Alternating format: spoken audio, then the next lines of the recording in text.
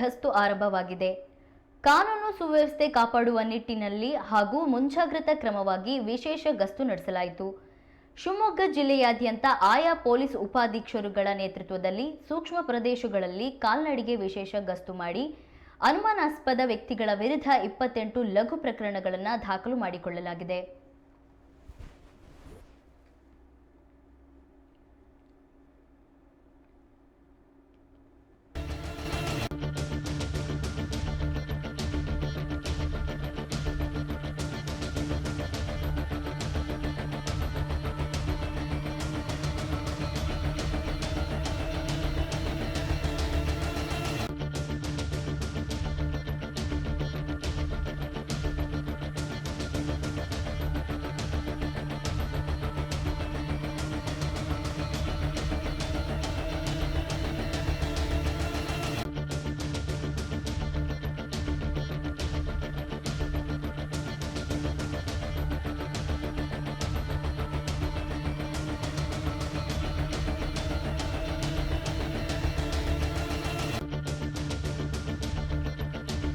ಶಿವಮೊಗ್ಗದಲ್ಲಿ ಪೊಲೀಸರ ವಿಶೇಷ ಗಸ್ತು ಆರಂಭವಾಗಿದೆ.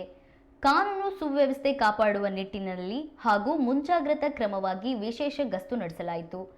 ಶಿವಮೊಗ್ಗ ಜಿಲ್ಲೆಯಾದ್ಯಂತ ಆಯಾ ಪೊಲೀಸ್ ಉಪಾಧೀಕ್ಷರುಗಳ ನೇತೃತ್ವದಲ್ಲಿ ಸೂಕ್ಷ್ಮ ಪ್ರದೇಶಗಳಲ್ಲಿ ಕಾಲ್ನಡಿಗೆ ವಿಶೇಷ ಗಸ್ತು ಮಾಡಿ ಅನುಮಾನಾಸ್ಪದ ವ್ಯಕ್ತಿಗಳ ವಿರುದ್ಧ 28 ಲಘು ಪ್ರಕರಣಗಳನ್ನು ದಾಖಲು ಮಾಡಿಕೊಳ್ಳಲಾಗಿದೆ.